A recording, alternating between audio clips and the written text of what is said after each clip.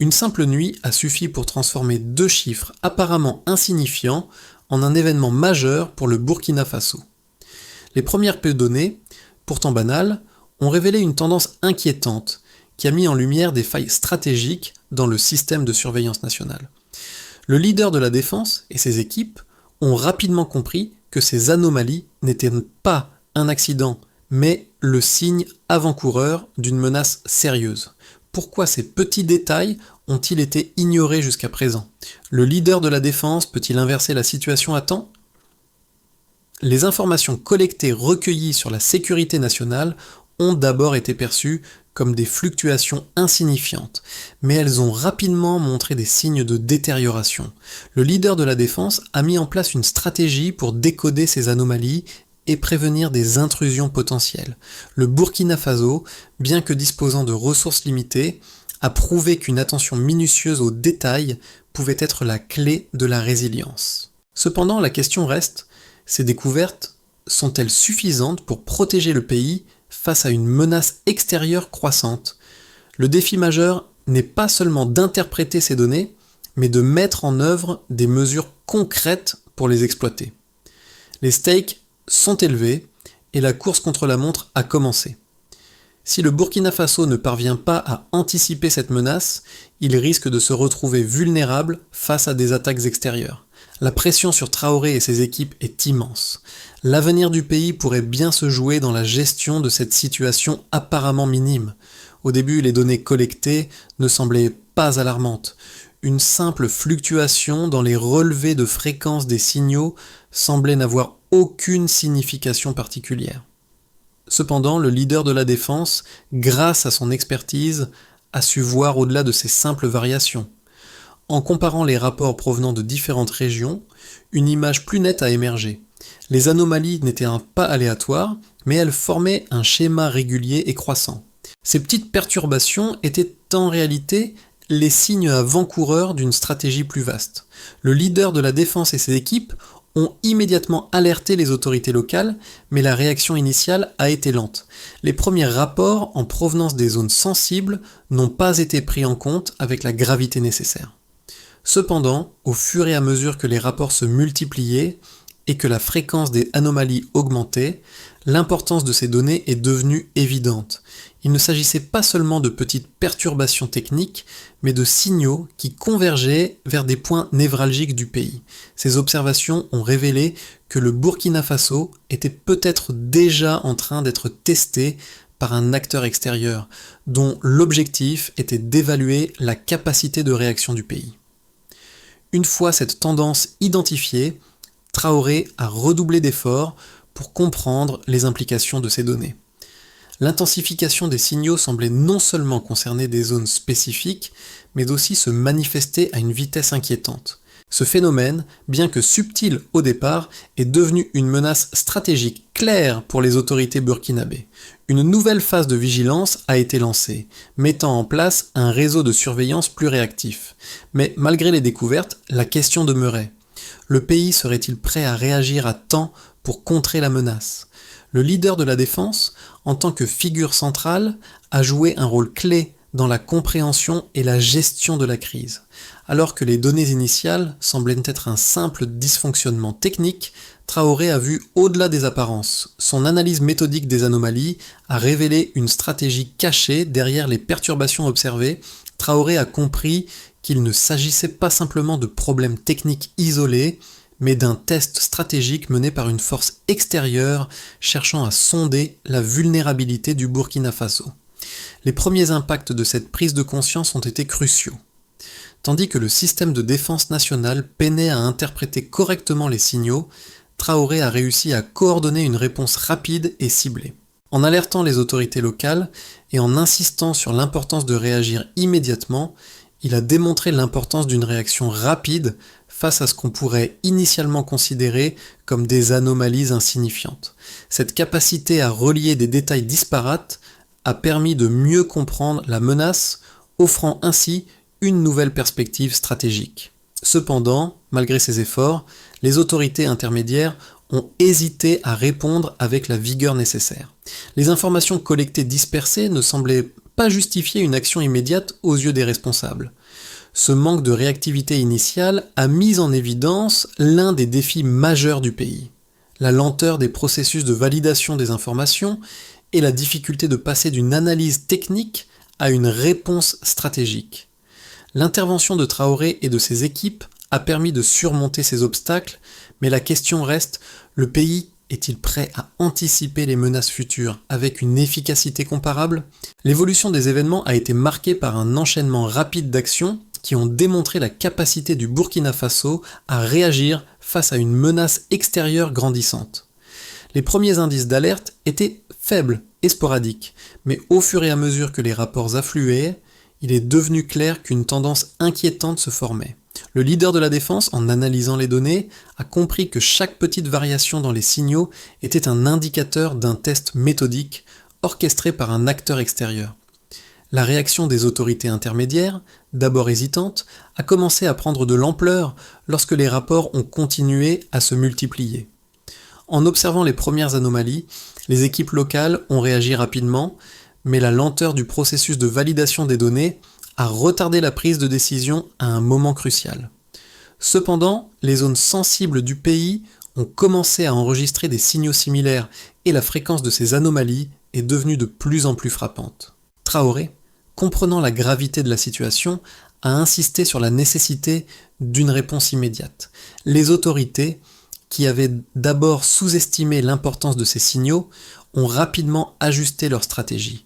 Une série de réunions a été organisée pour coordonner les efforts entre les équipes locales et centrales. Ce moment clé a marqué un tournant dans la gestion de la crise, alors que les autorités ont commencé à traiter les données non seulement comme des anomalies isolées, mais comme des pièces d'un puzzle plus vaste. La coordination entre les différents niveaux de commandement a été essentielle pour réagir rapidement et efficacement. Les équipes de surveillance ont été redéployées et les mesures de sécurité ont été renforcées dans les zones stratégiques. En l'espace de quelques heures, la réponse est devenue de plus en plus cohérente et les efforts ont été unifiés sous une directive commune. Les rapports en temps réel ont permis de mieux comprendre les trajectoires des signaux et d'ajuster les stratégies de surveillance en conséquence. Ce processus de réaction a été marqué par une montée en compétence des équipes locales qui ont commencé à interpréter les signaux de manière plus fine et plus précise. Chaque petite variation dans les rapports, autrefois négligée, a été analysée de manière minutieuse. Les ajustements au réseau de surveillance ont permis de capter les signaux plus efficacement et les équipes ont développé des outils pour anticiper les mouvements futurs. Ce qui avait commencé comme une simple alerte a rapidement pris des proportions plus vastes avec une coordination et une anticipation accrues. L'intensification des signaux a révélé la nature de la menace, une intrusion extérieure bien coordonnée. Mais la question demeurait, le pays serait-il capable de maintenir cette réactivité face à des menaces plus complexes et plus sophistiquées ? Le défi restait de taille, mais la réponse initiale du Burkina Faso a montré que le pays possédait des ressources pour réagir efficacement face à une situation inattendue. Ce tournant dans la gestion des événements a ouvert la voie à une nouvelle stratégie de défense, fondée sur l'analyse approfondie des données et la coopération fluide entre les autorités locales et centrales. Cependant, cette réponse rapide n'a pas éliminé les doutes sur la capacité à maintenir cette efficacité à long terme face à des menaces toujours plus grandes. Les informations collectées accumulées au fur et à mesure de l'évolution de la situation ont fourni des indices cruciaux pour évaluer l'intensité de la menace. 3 indicateurs clés ont émergé, chacun jouant un rôle déterminant dans l'analyse de la situation. L'intensité des signaux, leur fréquence et la direction des trajectoires observées.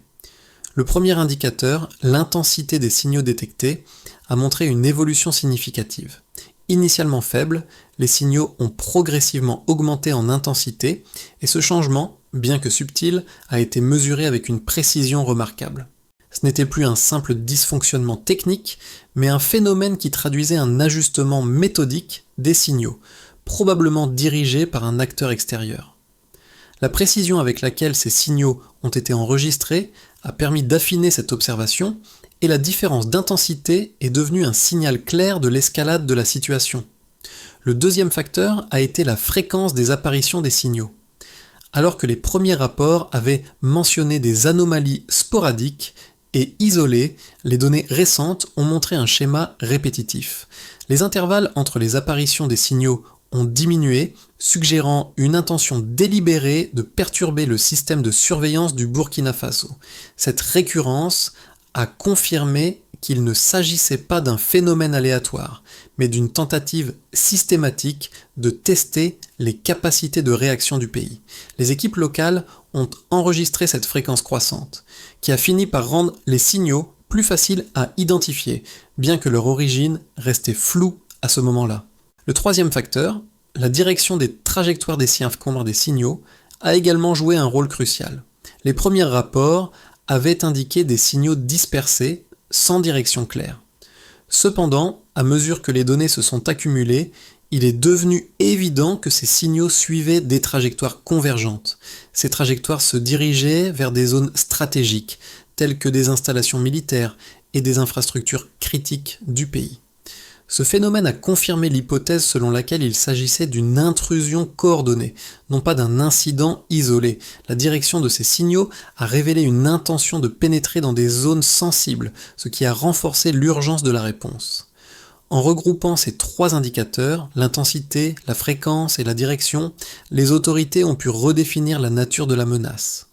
Ce qui semblait au départ être une simple perturbation technique elle est devenue une menace bien plus sérieuse, impliquant une intrusion stratégique bien orchestrée. Grâce à cette analyse quantitative, le leader de la défense et ses équipes ont pu établir une carte de la situation, identifiant les points chauds et les zones de vulnérabilité. Ce processus d'analyse approfondie a permis de mieux comprendre non seulement l'ampleur de la menace, mais aussi la manière dont elle s'est développée.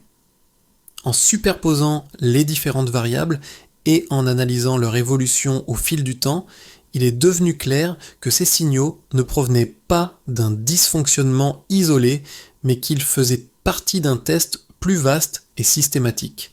La réaction du Burkina Faso face à cette menace dépendait maintenant de la capacité à ajuster ses ressources pour faire face à ces évolutions et à anticiper les prochaines étapes de l'intrusion. L'évolution des événements a suscité diverses analyses parmi les experts, et deux visions opposées ont émergé concernant la capacité du Burkina Faso à gérer cette crise. D'une part, certains observateurs externes considèrent que la réponse rapide du pays ne doit pas être surévaluée. Selon cette perspective, la neutralisation des intrusions extérieures, bien que remarquable, pourrait être perçue comme une coïncidence favorable plutôt que le résultat d'une stratégie bien établie. Ces experts soulignent que l'issue de l'opération n'était peut-être qu'un accident de parcours, accentué par des facteurs techniques et des limites inhérentes aux appareils intrus eux-mêmes. Cette analyse suggère que, bien que le Burkina Faso ait réagi efficacement dans l'immédiat, la véritable question reste de savoir si cette capacité de réponse rapide peut être maintenue face à une menace plus complexe et plus sophistiquée.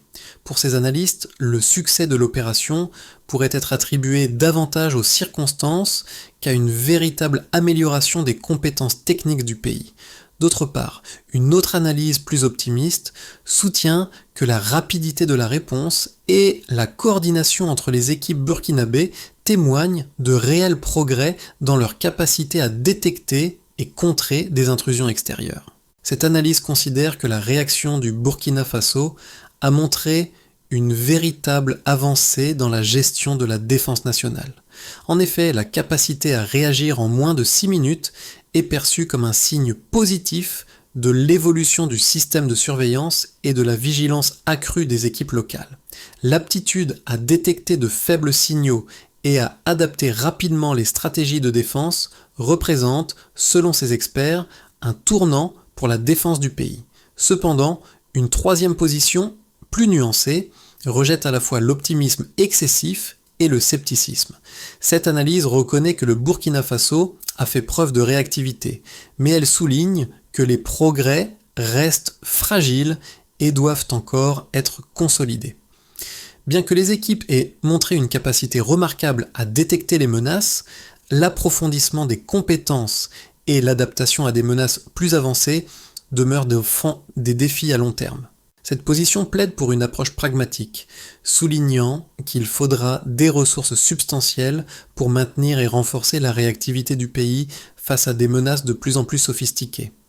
Ces analyses divergentes mettent en lumière un dilemme central pour le Burkina Faso: réussir à maintenir une défense efficace tout en naviguant dans un environnement de menaces en constante évolution. Les événements récents ont pris une tournure inattendue. Ce qui semblait être un simple dysfonctionnement technique a évolué en une menace stratégique bien plus complexe.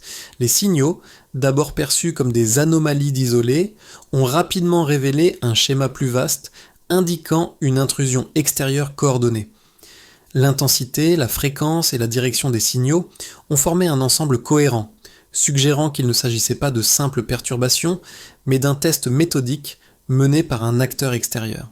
Ce basculement dans l'analyse a permis au Burkina Faso de redéfinir sa stratégie de défense. En réévaluant les données sous un angle différent, les autorités ont ajusté leurs réponses, renforçant leur réseau de surveillance et optimisant leur capacité à détecter des intrusions futures. Ce moment a marqué un tournant dans la gestion de la crise, montrant que chaque petit détail, autrefois négligé, pouvait désormais avoir une signification cruciale. Les équipes locales ont commencé à réagir plus rapidement et de manière plus coordonnée. L'intégration de toutes les données en temps réel a permis de développer une vision plus claire de la situation et d'ajuster les stratégies de manière plus efficace. Le pays, bien qu'encore vulnérable, avait trouvé une méthode pour réagir face à une menace invisible, transformant une série d'événements apparemment anodins en un levier stratégique pour sa défense. Les conséquences des événements récents ont été multiples et ont touché différents aspects de la société et de la politique burkinabé. D'un côté, la réaction rapide aux intrusions a permis de renforcer la confiance du public dans les capacités de défense du pays. Ce qui semblait être une insécurité diffuse s'est transformé en un effort collectif où les citoyens se sont sentis impliqués dans la sécurité nationale. La réaction des autorités, bien que lente au début, a démontré l'importance d'une vigilance partagée entre la population et les forces de sécurité. Les rapports locaux, auparavant ignorés, ont désormais pris une nouvelle importance dans le cadre d'un processus de défense plus intégré et réactif. Sur le plan militaire, cette expérience a permis aux équipes de surveillance de perfectionner leur méthode de travail. L'intensification des intrusions et la réactivité des équipes ont montré que, même sans des ressources technologiques avancées, une vigilance accrue pouvait être un atout stratégique. Les ajustements au réseau de surveillance ont permis d'améliorer la capacité à détecter des signaux plus faibles, augmentant ainsi la performance des unités. Cette montée en compétence des équipes locales a également eu un impact direct sur la gestion des menaces futures, leur permettant de réagir plus rapidement et de manière plus ciblée. En matière diplomatique, la réponse efficace du Burkina Faso a renforcé sa position dans la région. Les pays voisins ont pris note de cette capacité de défense, ce qui a modifié les dynamiques de coopération régionale. Ce succès a également attiré l'attention d'acteurs internationaux qui ont commencé à réévaluer la solidité de la défense du pays face aux menaces extérieures. Cependant, cette victoire a aussi eu des répercussions économiques. Les zones sensibles, souvent surveillées discrètement par des acteurs étrangers, ont retrouvé une importance stratégique. Les entreprises et autres acteurs économiques ont dû réévaluer leurs méthodes de surveillance et de sécurité face à cette nouvelle réalité. Les conséquences ont également touché le domaine social, renforçant la solidarité nationale. La perception de la sécurité a évolué, passant d'une abstraction gérée par l'État à une responsabilité partagée entre les citoyens et les autorités. Ce changement a encouragé une vigilance accrue parmi la population et a favorisé un sentiment d'unité face à une menace commune. En fin de compte, les impacts de cette opération ont été profonds et ont modifié non seulement la perception de la sécurité à l'intérieur du pays, mais aussi les relations diplomatiques et économiques du Burkina Faso avec ses voisins et ses partenaires internationaux. La manière dont le pays a réagi face à cette menace, avec un réseau de défense de plus en plus intégré et réactif, a jeté les bases d'une nouvelle stratégie de défense pour l'avenir. Les conséquences des événements récents ont été multiples et ont touché différents aspects de la société et de la politique burkinabé. D'un côté, la réaction rapide aux intrusions a permis de renforcer la confiance du public dans les capacités de défense du pays. Ce qui semblait être une insécurité diffuse s'est transformé en un effort collectif où les citoyens se sont sentis impliqués dans la sécurité nationale. La réaction des autorités, bien que lente au début, a démontré l'importance d'une vigilance partagée entre la population et les forces de sécurité. Les rapports locaux, auparavant ignorés, ont désormais pris une nouvelle importance dans le cadre d'un processus de défense plus intégré et réactif. Sur le plan militaire, cette expérience a permis aux équipes de surveillance de perfectionner leur méthode de travail. L'intensification des intrusions et la réactivité des équipes ont montré que, même sans des ressources technologiques avancées, une vigilance accrue pouvait être un atout stratégique. Les ajustements au réseau de surveillance ont permis d'améliorer la capacité à détecter des signaux plus faibles, augmentant ainsi la performance des unités. Cette montée en compétence des équipes locales a également eu un impact direct sur la gestion des menaces futures, leur permettant de réagir plus rapidement et de manière plus ciblée. En matière diplomatique, la réponse efficace du Burkina Faso a renforcé sa position dans la région. Les pays voisins ont pris note de cette capacité de défense, ce qui a modifié les dynamiques de coopération régionale. Ce succès a également attiré l'attention d'acteurs internationaux qui ont commencé à réévaluer la solidité de la défense du pays face aux menaces extérieures. Cependant, cette victoire a aussi eu des répercussions économiques. Les zones sensibles, souvent surveillées discrètement par des acteurs étrangers, ont retrouvé une importance stratégique. Les entreprises et autres acteurs économiques ont dû réévaluer leurs méthodes de surveillance et de sécurité face à cette nouvelle réalité. Les conséquences ont également touché le domaine social, renforçant la solidarité nationale. La perception de la sécurité a évolué, passant d'une abstraction gérée par l'État à une responsabilité partagée entre les citoyens et les autorités. Ce changement a encouragé une vigilance accrue parmi la population et a favorisé un sentiment d'unité face à une menace commune. En fin de compte, les impacts de cette opération ont été profonds et ont modifié non seulement la perception de la sécurité à l'intérieur du pays, mais aussi les relations diplomatiques et économiques du Burkina Faso avec ses voisins et ses partenaires internationaux. La manière dont le pays a réagi face à cette menace avec un réseau de défense de plus en plus intégré et réactif, a jeté les bases d'une nouvelle stratégie de défense pour l'avenir. Les événements récents au Burkina Faso ont non seulement eu un impact majeur sur la sécurité nationale, mais ont également résonné profondément auprès des citoyens. Pour beaucoup, cette opération a marqué un tournant dans la manière dont ils perçoivent leur propre rôle dans la défense du pays. Ce qui semblait être une simple alerte technique est devenu un véritable enjeu de solidarité nationale. La population qui avait souvent été spectatrice des politiques de sécurité s'est retrouvée au cœur du processus de défense. Chacun, du simple citoyen aux membres des forces de sécurité, a compris que leur vigilance collective était essentielle pour assurer la sécurité du pays. Les équipes locales, en particulier, ont joué un rôle clé dans cette dynamique. Leur capacité à détecter les petites variations dans les signaux et à réagir rapidement a été un facteur décisif dans la gestion de la crise. Cet engagement des citoyens et des autorités a renforcé le tissu social et a cultivé un sentiment de responsabilité partagée. À travers cette expérience, les Burkinabés ont pris conscience qu'ils pouvaient, par leur implication, contribuer activement à la sécurité nationale. Cela a renforcé la cohésion sociale et la solidarité entre les différentes communautés. Ce modèle de défense, fondé sur la vigilance et l'implication de chaque individu, a également inspiré les jeunes générations. Ils ont vu qu'il était possible de résister aux menaces extérieures, même avec des ressources limitées, grâce à une observation minutieuse et une réactivité rapide. Cela a donné aux jeunes une vision nouvelle de leur rôle dans la société, leur montrant que la discipline et l'engagement peuvent en faire une différence, même dans les situations les plus complexes. La question que l'on peut se poser maintenant est la suivante. Comment les autres nations peuvent-elles tirer des enseignements de cette expérience pour renforcer leur propre sécurité nationale. Pour renforcer sa défense nationale et pérenniser les succès obtenus, le Burkina Faso doit mettre en place un ensemble de solutions stratégiques. La première étape consiste à unifier la collecte des données. Les unités locales doivent être équipées de plateformes de communication en temps réel afin de centraliser l'information.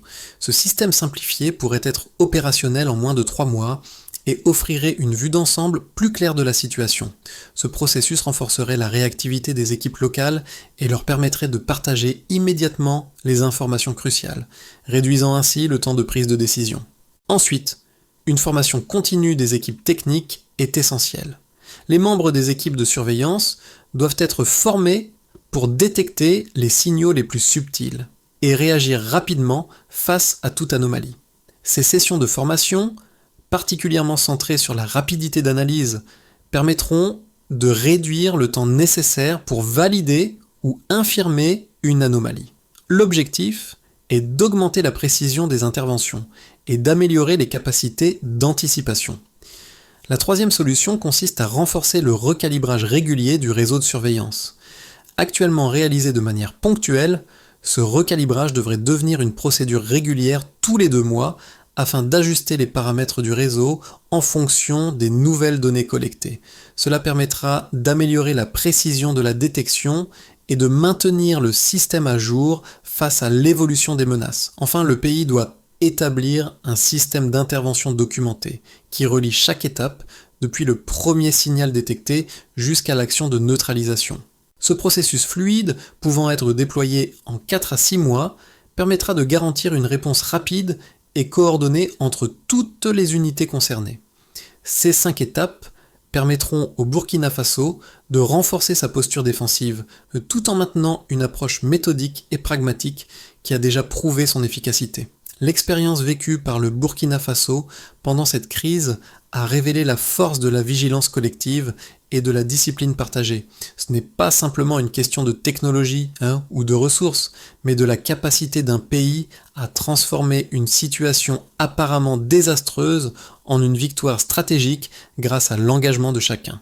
Le leader de la défense, avec son leadership et sa vision, a non seulement sauvé des vies et renforcé la sécurité nationale, mais il a aussi inspiré tout un pays à se tenir prêt face aux menaces invisibles.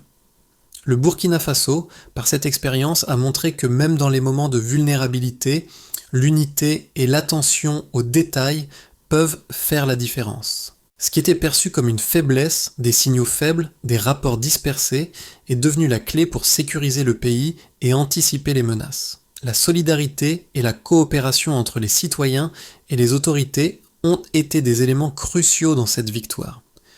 Le leader de la défense n'a pas seulement analysé des données, il a cultivé un esprit d'unité et de réactivité qui a imprégné chaque membre de la société burkinabé. Ce modèle de résilience et d'implication citoyenne pourrait bien inspirer d'autres nations confrontées à des défis similaires, prouvant qu'il est possible de se défendre efficacement avec peu de moyens, à condition de faire preuve de rigueur et de vigilance. L'histoire du Burkina Faso face à cette crise n'est pas seulement un récit de défense nationale, mais un appel à l'action pour nous tous. Face aux menaces de plus en plus complexes et invisibles, chacun d'entre nous, en tant que citoyen ou responsable, a un rôle crucial à jouer. Le modèle burkinabé montre qu'il est possible de transformer des failles en atouts, non seulement par la technologie, mais aussi par l'engagement et la vigilance collective. Nous vivons dans un monde où les menaces sont souvent invisibles, cachées derrière des données subtiles ou des perturbations apparemment insignifiantes. Le Burkina Faso nous rappelle que l'observation minutieuse et l'action rapide peuvent changer le cours des événements. À chaque niveau, des individus peuvent faire la différence. Les communautés locales, les autorités et chaque citoyen qui choisit de contribuer à la sécurité collective. Il est maintenant de notre responsabilité de prendre exemple sur cette résilience et de renforcer nos propres capacités de défense, que ce soit dans nos pays, nos quartiers ou même dans nos vies quotidiennes. Ensemble, avec rigueur et solidarité, nous pouvons créer un avenir plus sûr et plus uni.